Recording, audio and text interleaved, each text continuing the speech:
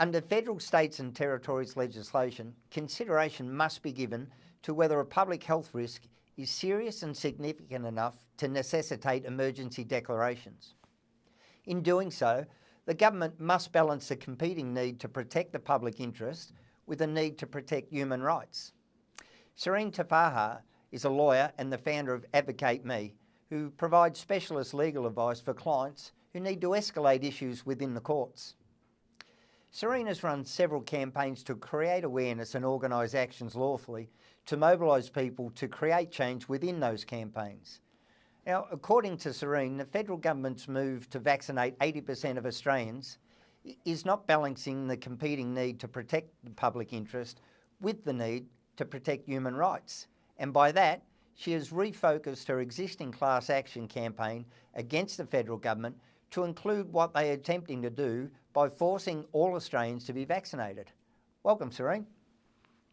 Thank you so much for having me. I just want to correct that whilst I'm a lawyer, I don't have a practicing license anymore due to the conduct of the VLSB. So Advocate Me is acting as an advocacy service, linking the people with the appropriate legal counsel. Great to know. Thanks for the clarification, Serene. Now, you've got an existing class action that was, as you've said before, surrounding the lockdown of the towers. And now you've refocused or repurposed that?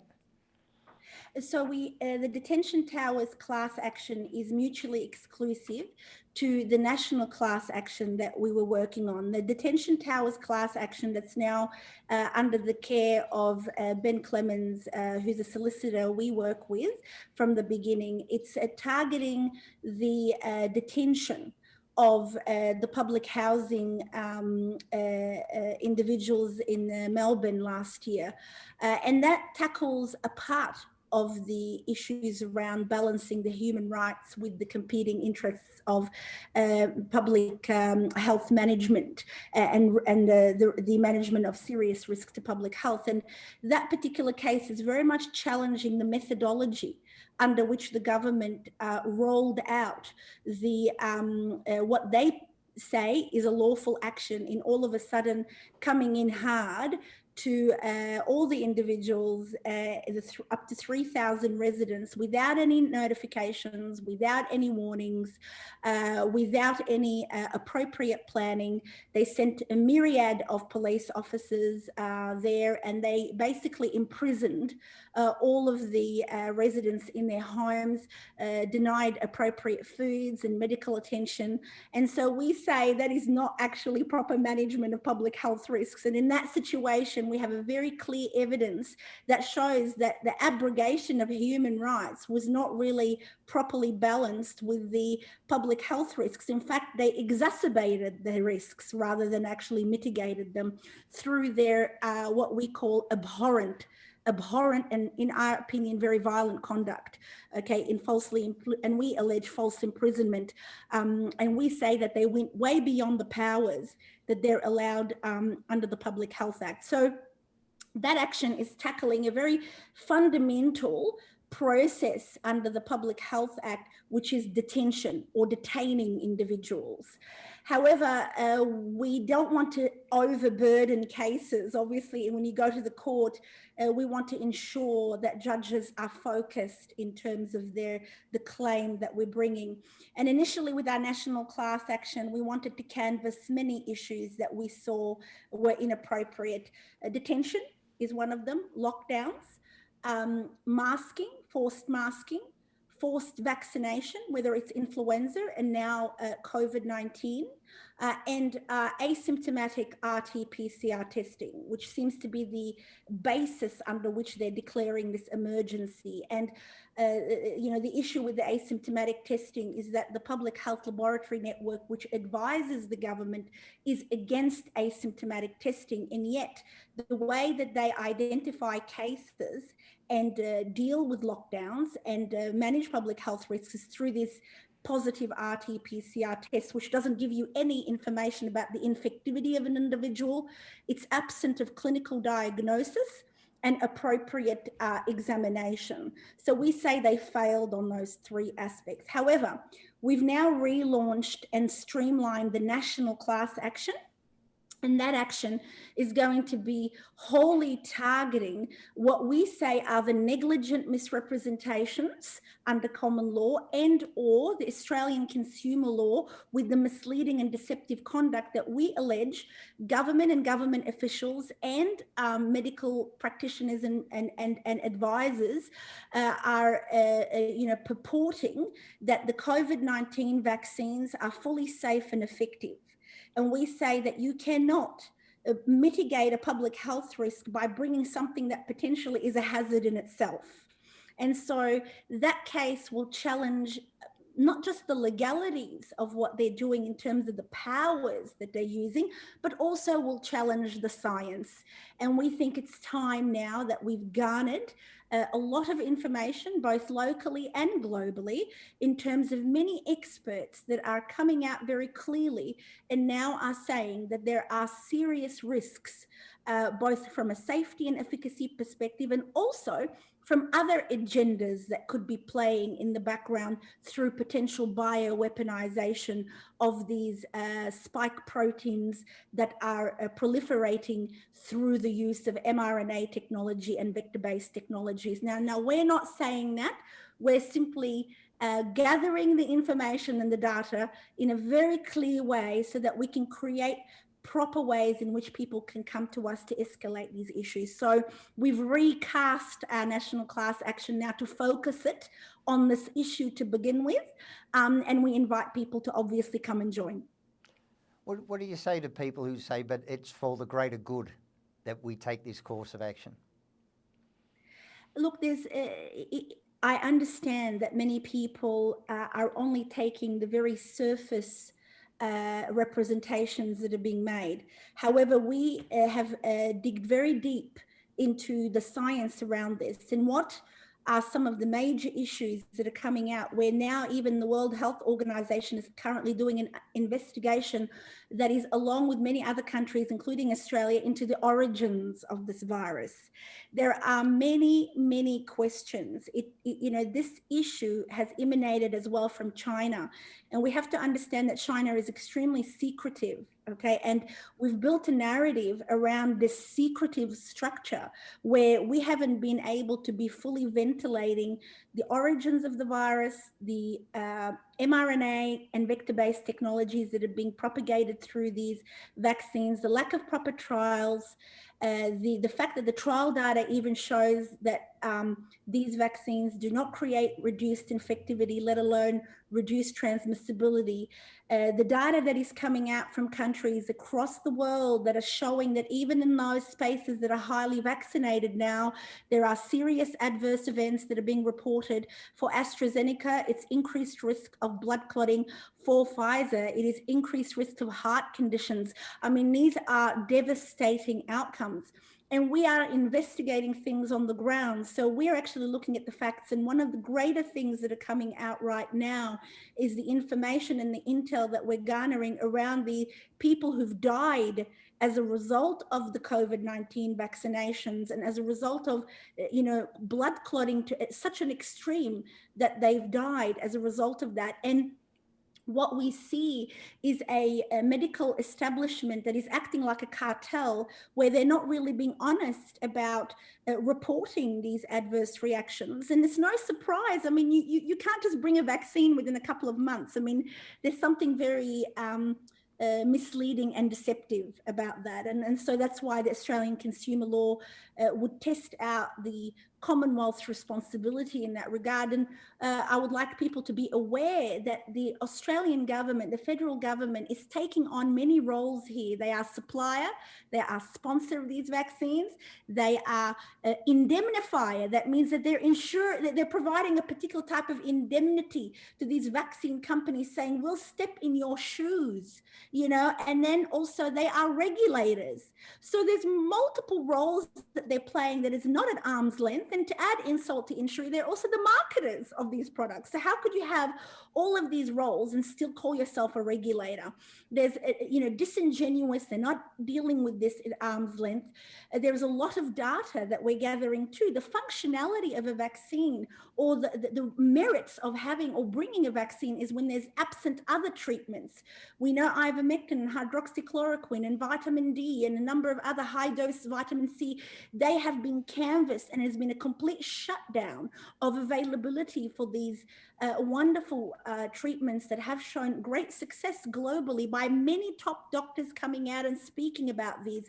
Dr. Peter McCullough, Dr. Fleming, Richard Fleming, Professor Luc Montagnier. I could go on and on with the names. Dr. Mike Uden, these are top names. Dr. Sorensen, virologist. I mean, these are top names. This is not me saying it because I'm speculating. I'm very much about gathering the evidence and the data is presenting itself that with a high recovery rate for a natural COVID infection, especially for more younger people, and symptoms that could potentially be mitigated by appropriate treatment through ivermectin and hydroxy and other channels, that you could actually control this disease effectively.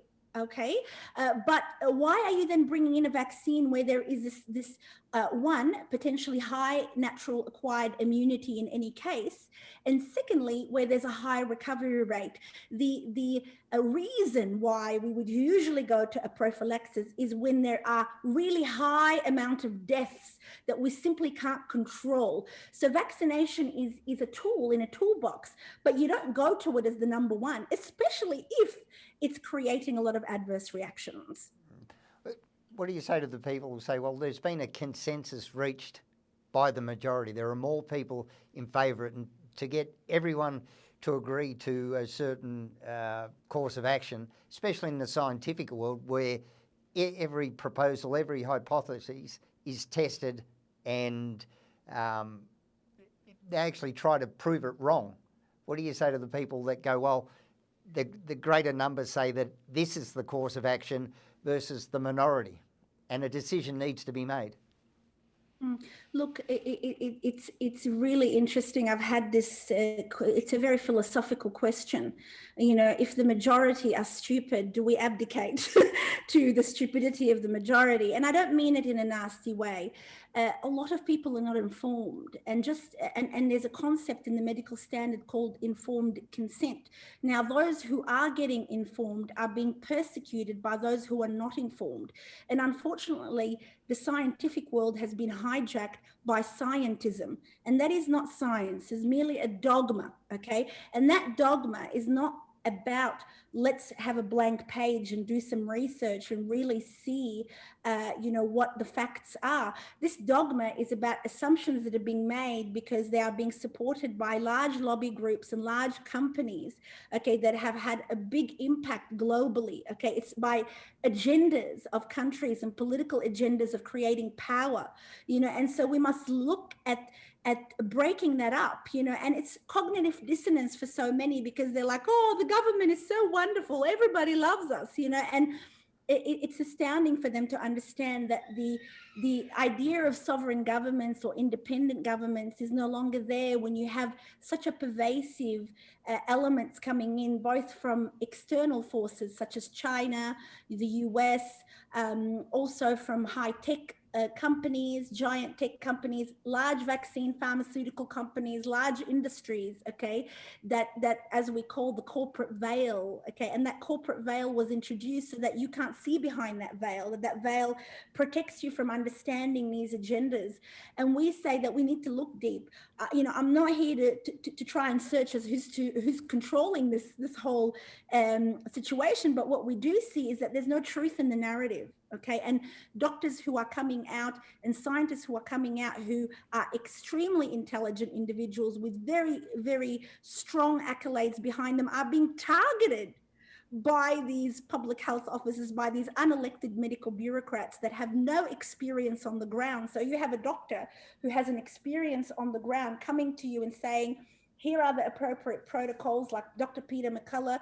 Here's what would actually help a COVID patient.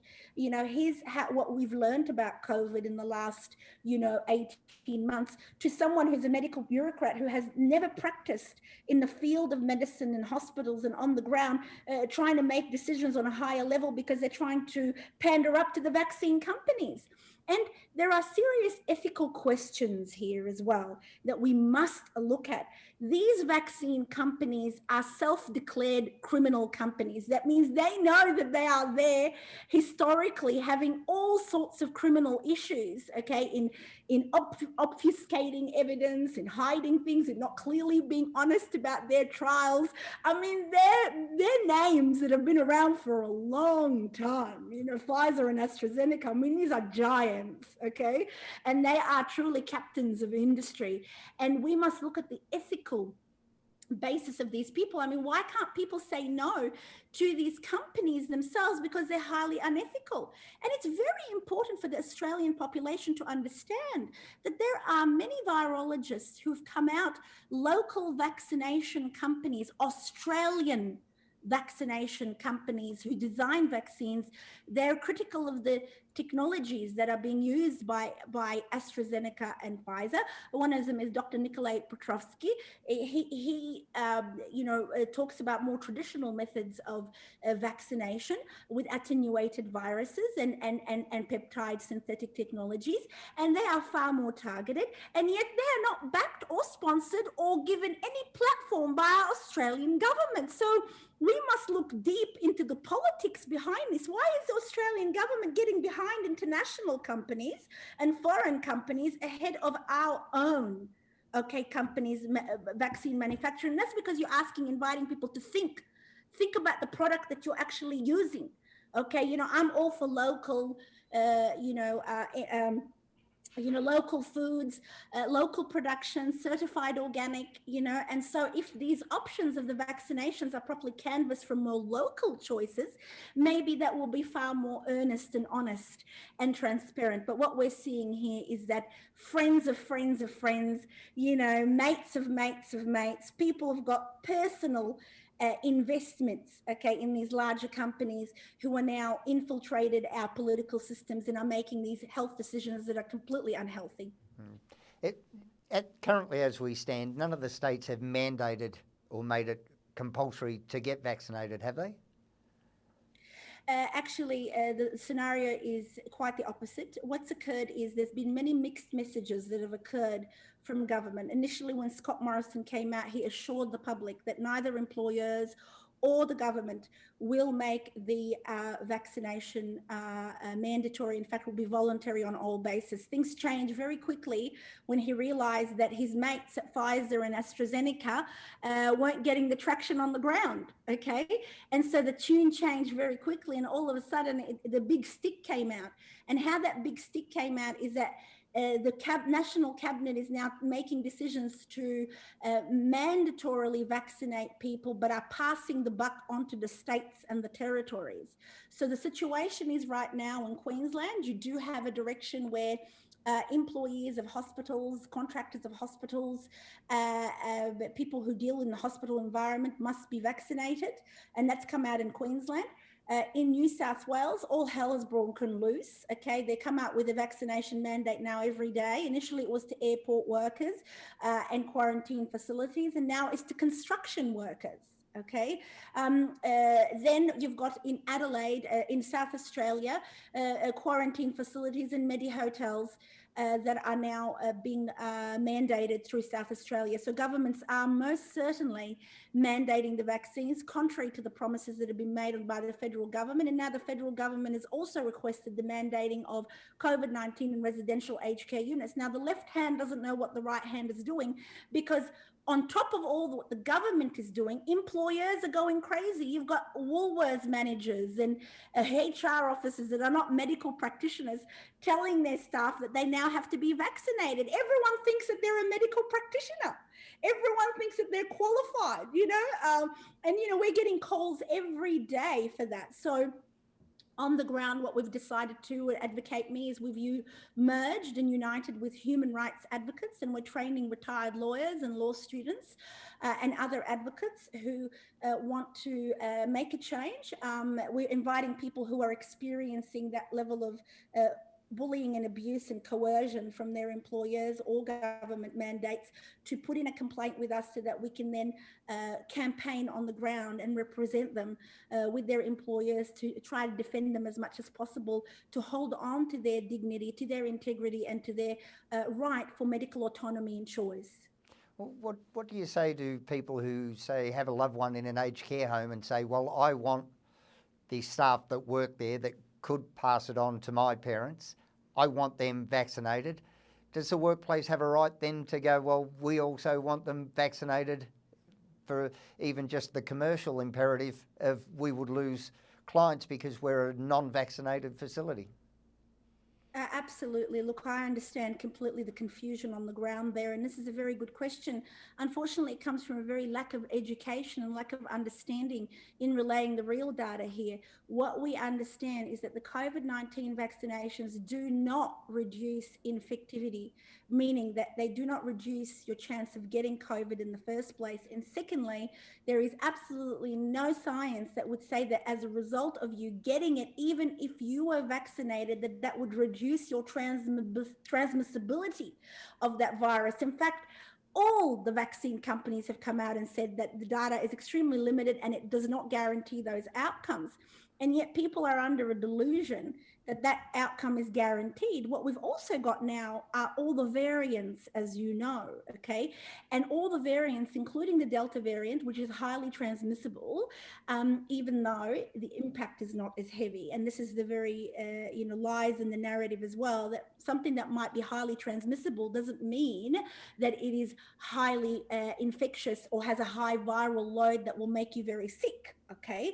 So there's a lot of untruths in that. But coming back to the variants, what many studies have now come out, we've got many medical studies that are coming out and saying very clearly that vaccination will not decrease the chance of you, one, getting a variant of SARS-CoV-2 and passing that on. In fact, there is no distinguishing factor between vaccinated and unvaccinated, and so, if the facts and the evidence show that a virus like this is highly, it mutates very quickly, with the WHO saying that we're going to work through the alphabet and we need to go to some other alphabet, maybe some godly alphabet, with all the strains and all the variants that are going to occur. These vaccinations have been designed with a spike protein for a particular original SARS-CoV-2 variant, okay? And they haven't been designed to protect you in relation to other variants. That's also very much for mucosal type viruses, where they're very, very continuously mutate. There is no scientific legitimacy to creating vaccination for highly mutating viruses. Okay, it's not scientific. Okay, and that is why you have many doctors, even Dr. Robert Clancy, leading immunologist in this country, he came out and said that.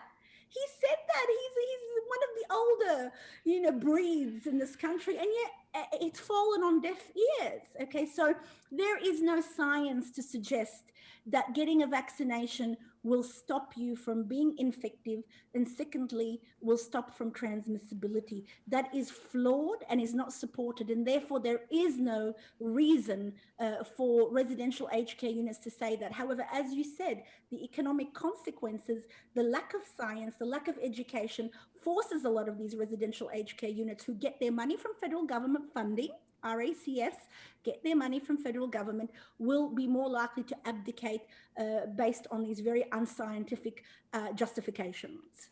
Well, what about when we consider that the severity of disease and the likelihood of ending up in hospital? There seems to be science around the vaccinations do diminish the possibility of that happen. What about when, say, Auntie Beryl is waiting for a hip replacement for 12 months and suddenly, because of the load on hospitals through people not being vaccinated, and she lives in discomfort for the next 2 years waiting for that opportunity to get in and get it done? What do we say to that? Let's talk about the reality on the ground and what is occurring here. This idea of reduction in symptoms was a very briefly observed outcome of the Pfizer and AstraZeneca trials. But what we're actually broke down is even the editor of a British medical journal broke down the complete lies that Pfizer and AstraZeneca based their trials on this idea that they carved out this entire group of symptomatic individuals that they just didn't test because it wasn't convenient for their 95% effective rating. And that will be something that will be challenging in court. So therefore, this idea that symptoms are reduced is even a fallacious proposition, okay, that we will deconstruct when we go to the court and challenge them on this idea. What's really important is that this has not been observed, and it's very easy to realize when you look at the data from Deaths Births Registry about the deaths that are being reported, and a great measure of the lethality of any disease is it killing people? And is there more people dying? Okay, and is there truly reduced hospitalizations? And what we find by mapping that data, okay, is that it's consistent, okay, in terms of the rates of death, the funeral parlors, how many people are going through that. There's the reports that clearly show that there isn't this increase or spike of deaths that are coming through. So therefore, there's something disingenuous about the reporting. It's just simply that more people are being reported as COVID when maybe they have other comorbidities. Okay, so that's the first thing. The second thing is this idea of reduction in hospitalization, and I beg to differ. What you always observe in winter times, even if you map it out in the last 5 years, is a spike. Is ICU is being busy. That's because it's winter and people are going to get more sick. And so there's this idea of reporting on these things and exaggerating the reports, but when you try to look at it forensically, you see the data doesn't add up. What we are, however, observing is a catastrophic amount of adverse reactions coming from taking the COVID-19 vaccines. And in fact, if there's a spike in hospitalizations, is actually as a result of a lot of people experiencing adverse events after getting the vaccine. And we see that overseas, the data is a lot more stronger because the uptake is more. So there's a lot more measure around that, okay? So that's a fact, okay? That's data and that's a fact, okay? What we're seeing is a spike of that. But what we're also seeing is the disingenuous coroners across the world and medical professionals who've been so brainwashed in this narrative of scientism that vaccines save lives.